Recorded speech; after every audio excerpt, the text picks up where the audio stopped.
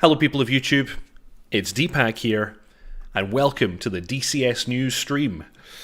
Today you've just got me, sadly. dotChuckles is unable to join, but it's a smaller news program today in any case. There's only a couple of things. There's been an aircraft released apparently. I don't know if anybody knows anything about that. I'll tell you all in just a moment. But I hope you enjoyed that most recent tutorial on the JF-17, all about air-to-air missiles and how to cue them using the radar. Next week we will go over the Acm modes, the air combat modes, normally employed when you're within visual range, as opposed to beaver modes, which is what I've already shown you all how to use.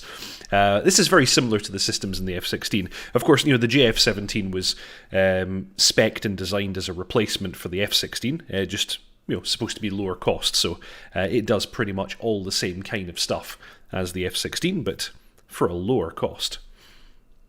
So, without any further ado, let's begin with the DCS news. And as always, I'll start with the newsletter from Eagle Dynamics. They're excited to announce the release of DCS Mosquito, the FB Mark 6 into early access.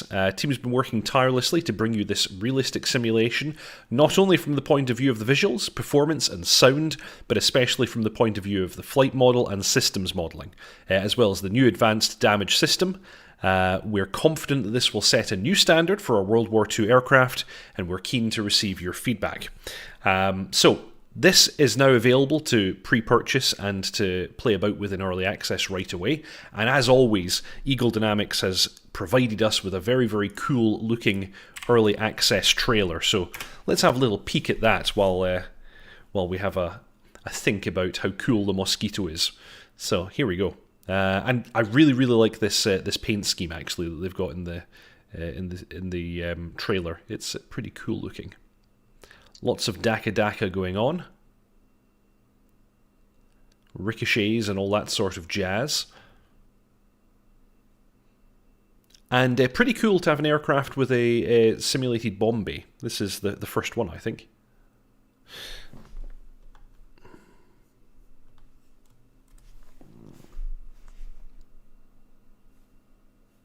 Much Daka.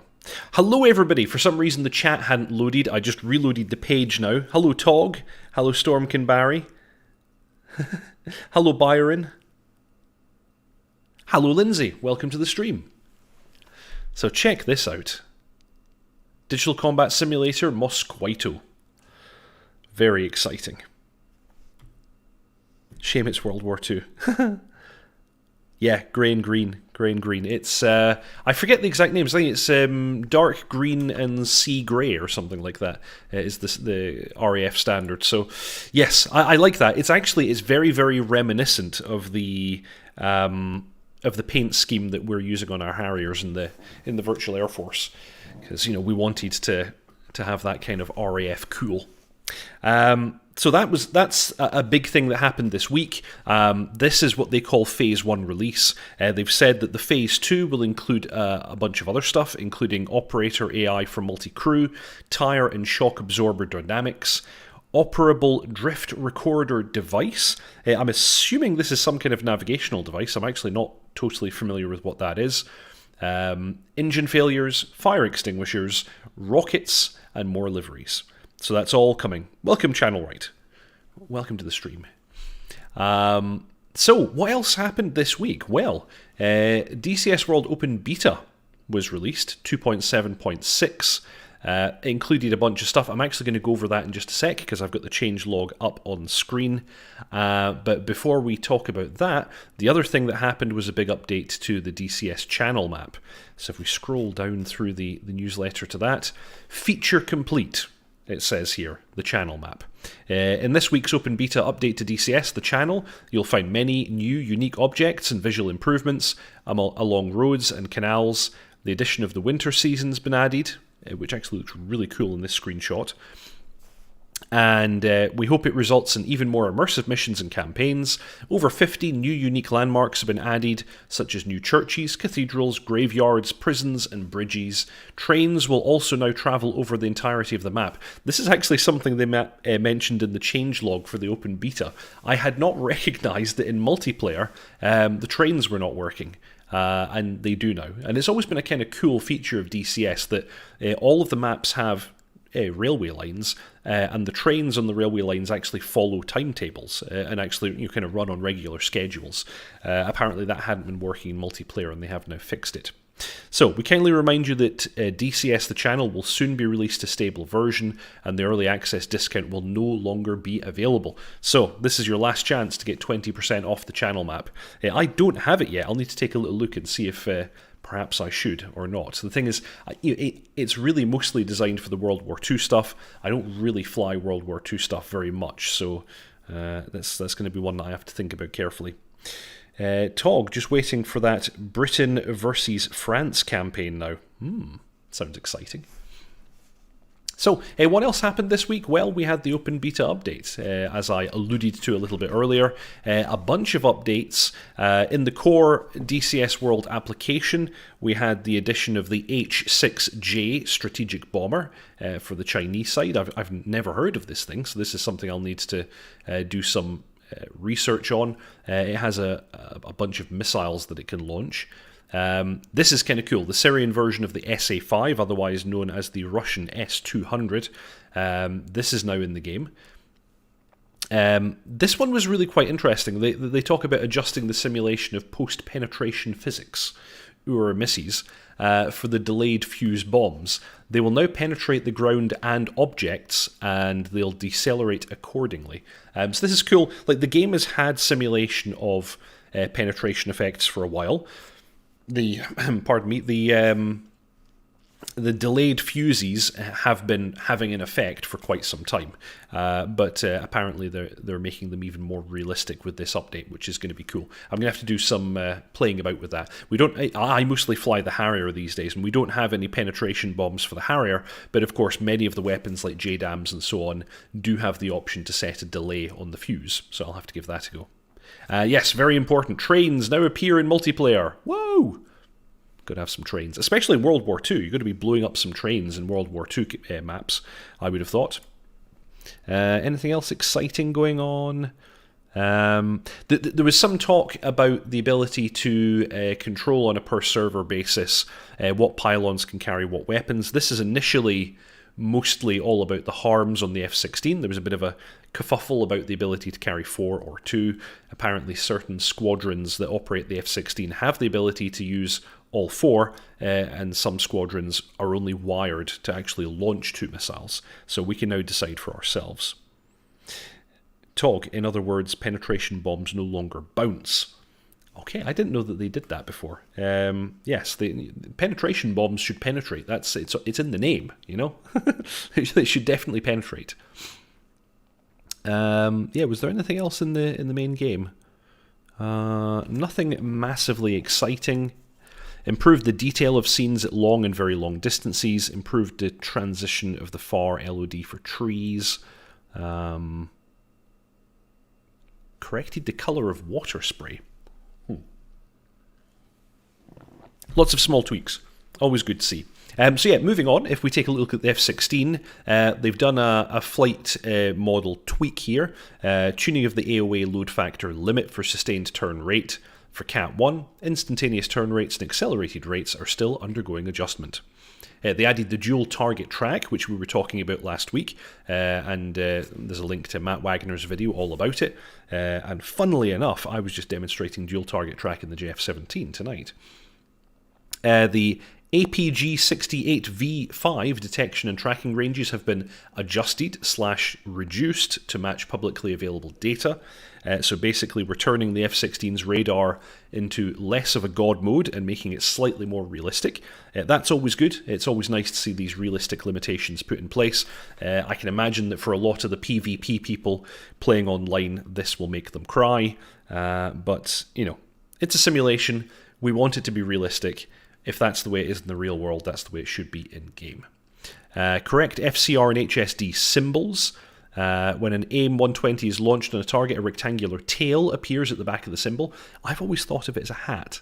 I didn't realise the Air Force called them tails. I always think your targets have little hats on them. But anyway, who cares? When the missile switches from time to active to time to impact, the tail flashes. In other words, when the missile goes pitbull, your target gets a flashing hat. Let's make this a thing. They're hats now. They're not tails. They're hats. And when the time to impact is reached, a red X is drawn through the symbol and the tail continues to flash. The X remains solid for 13 seconds and the flash for 5 seconds before being removed after T equals 0. And this is your indication that they've probably been splashed. But yeah, best to look out the window and see for sure. This was another video that Matt Wagner posted up, added MGRS option to steer point pages for steer points 21 to 25. You've now got the ability to convert the coordinate system used by certain waypoints, or steer points in the case of the F-16. Added the missing closure rate for the FCR page, and then a bunch of fixes. Nothing too exciting as I recall. If we jump down, and something they noticed, the FCR and HSD symbols, colour, filled, unfilled, or work in progress. Although I think they already look pretty good. F-18, this was mainly fixes. I don't think there was anything too exciting for the F-18. They've added some different ammo mixes for the cannon. That was the only one that really looked particularly exciting to me. The rest of it is really just bug fixes. Mi-24P Hind, we've got a bunch of fixes for Petrovich AI, which is good, making him more realistic, adding some limitations about what he can and can't see in low light conditions. And apart from that, a bunch of fixes. Engine fire effects, which sounds pretty cool. Yep. Nothing else too exciting. And the F-14, they've added the ability to have several types of engine failure set in the mission editor. This is really quite in-depth as far as I can see. They've added the ability to trigger just about every single type of real-life engine failure. So we're going to have fires, seizures, turbine failures, oil leaks in 3 different levels of severity, compressor stalls, pop stalls, supersonic inlet buzz, which I don't even know what that is, HPT overspeed, AFTC PRI fail, also don't know what that is, AICS ramp fail, well I know what the ramp is, exhaust nozzle failure. They've added second readout row to the TID, including target aspect angle. This is apparently something that was available on updated tapes, software tapes for the F-14, so that's quite cool to see that. What else was there that was particularly exciting? They're now using the Eagle AIM-7s instead of the heat blur ones, which I guess is good. Then we've got consistent weapons for all the aircraft. Yeah, nothing else particularly exciting. And 3 new liveries for the aircraft, which is always nice to see. Got a bunch of fixes for the Viggen, most importantly the landing gear suspension simulation. For the Harrier, just a bunch of fixes really. The only one that's particularly interesting for me is the sensor select switch forward long. It was previously doing the short and the long feature at the same time. Now they work independently, which is nice. Fixes for the MiG-19, fixes for the GF-17, and this is interesting. I was going to call this out. Check this out. We've not seen these guys for a while. Polychop Simulations SA-342 Gazelle. We have an update. It's been a while. It's been a good few months since the Gazelle had any kind of an update, and there's some serious stuff in here. Improved the downwash effect. There are new pilot models. They fixed some textures, there's better VR compatibility for the helmet visor, and they've updated the RWR symbology. So this is bringing this aircraft a little bit up to date, which is nice to see. The only thing I would say is, Kaiwa! Tell us about the Kaiwa. Eagle sadly let slip the fact that they've got no idea what the situation is right now with the Kaiwa, which it's not very good PR for Polychop. It's unfortunate that they didn't have something a bit more joined up to say than we don't know. Hopefully Polychop will come out with some kind of an update at some point, because it wasn't that long ago that they had really good looking screenshots and some very, very in-depth startup videos created by real Kaiwa pilots. So I don't know what the deal is. The Kaiwa is kind of, very, very quiet. And I'm certain that they're furiously working on it, and there's a lot of cool stuff to see, but yeah, they should talk to us. They should show us something cool. It's been too long. Far too long for such a cool aircraft. Would love to have the Kiowa to work with the Apache, says Crimson Ghost. Absolutely agree there. You know, the Apache and the Kiowa, you know, it's a partnership made somewhere up above in the air, which is where they belong. So yeah, really looking forward to seeing the Kiowa. Bunch of add-ons, bunch of changes for the C101. You know, Avio Dev are just they're on it. They're absolutely on it. Shame we couldn't have had something similar for the Hawk, but less said about that, the better. More clickable switches. They've got a bunch of stuff for VR.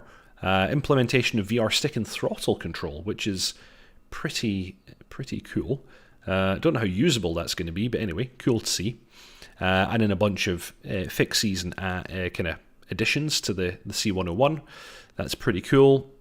Some stuff for the MiG-21, some stuff for the Christian Eagle, and lots of bits and bobs for the different maps and so on. Hello, Hellfire. Oh, yes. Tog is here also. Don't mention the Hawk. Don't mention the Hawk. I did once. I think I got away with it. I didn't start it. Last video they released, it looked good, though. Maybe they're waiting for the Apache to drop before they give us more info. Yeah, I wonder. You know, me and Chuck were talking about this at one stage, and we weren't sure whether or not Eagle enforce some kind of a deconfliction between similar modules. So I don't know if maybe they've said, hey, you can't release your Kiowa within X number of months of the Apache dropping or what. I would suspect the Apache is dropping pretty soon now, because originally the news was that it was going to be Q3, and of course the end of this month is the end of Q3. It's entirely possible it's slipped, of course, but it's looking very, very good in their videos, and they are starting to release videos and detailed screenshots now. I guess we're just waiting for Matt to show off some of the systems in a video, or even show us a startup. Once we see that, we can be pretty, you know, well assured that it's coming very, very shortly. And that is pretty much it for this week, everybody. There really wasn't that much going on this week. Well, unless you count the Mosquito actually being released, which is, you know, that's a pretty big thing, but sadly it's not the kind of thing that I fly myself. To give you a quick channel update, that was, of course, this premiere that we just had just now was the most recent tutorial for the JF-17. Next week I'll be going over the within visual range modes and ways in which you can queue weapons using the Acm modes of the radar. That will be something that I'll post next week, as always, as a premiere. And following that, you'll see the DCS news, hopefully with dotChuckles again, as usual. He's just not available this week. So you're stuck with me. I'm really sorry. As always, I will probably do streams during the week of Escape from Tarkov, as is my wont. And I will take this opportunity also, as always, to give a shout out to the Virtual Air Force. We're always looking for new pilots. We currently have openings in 3 Squadron Harrier Virtual Air Force and 2 Squadron F-16 Virtual Air Force, and we're currently talking about starting up our F-18 Squadron. So if there are people out there who would like to fly F-18s, instruct in them, be a squad leader, those are all possibilities. Take a little look at the show notes below for a link to the VAF Discord. Everyone is welcome, whether you fly with us or not. Go ahead and join the Discord. There's lots of fun people to talk to there, including myself. Okay, chat's going crazy. What's going on here? Crimson Ghost, I just learned yesterday that there was an option to get a refund on the Hawk. Huh. That's interesting. I hadn't heard of that. The possibility to give you store credit. I bought the Hawk. I was very happy with it when it actually, you know, was usable, but it's no longer usable in the sim. Hellfire, I have a bad feeling that the Apache will steal the Kiowa's thunder. People who like lighter helos and scouting will still buy the Kiowa, but I do wonder how it'll fare. And Hellfire bought the Mosquito instead. Pleased another SAM has been added, S5. Yeah, channel right. I was not particularly familiar with the S5. It has quite an impressive range, although apparently it's not it's not the most difficult to defeat, is my understanding. So I'll have to do some flying with that and see what it's like. Byron, more SAM's good. More AI is always good. More allies and targets. More immersion.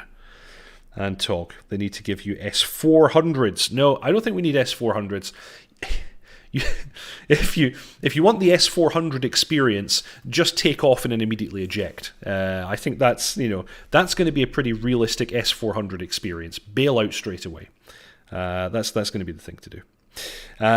Okay, that everybody is pretty much it for this week. If you haven't already, please consider subscribing, liking, and commenting. It's a really big help to me and to the channel. Just hit 2.8 thousand subscribers, so thank you very, very much for that. That's kind of amazing that there's so many people that watch this nonsense. But I have a good time making it, and if you all find it informative and fun to watch, then I'm going to keep making it. And when the JF17 tutorial series comes to an end, I'm going to put a poll into the channel so that people can choose what they would like me to fly next. So that's going to be in your hands. Hellfire. I think I read somewhere that it's currently more dangerous than the SA-10 in game. Something to do with guidance. Oh dear. Yeah, exactly. Yeah, S4. I don't think we need S400. That's my personal opinion. But it's a simulation, so everything that exists in the real world, I guess, we should really have it in game. But I don't think I fancy going up against that. Yeah, I don't know how you defeat an S400. Recently found your content. Absolutely love it. Keep up the good work. Thank you very much, Crimson Ghost. I salute you, sir.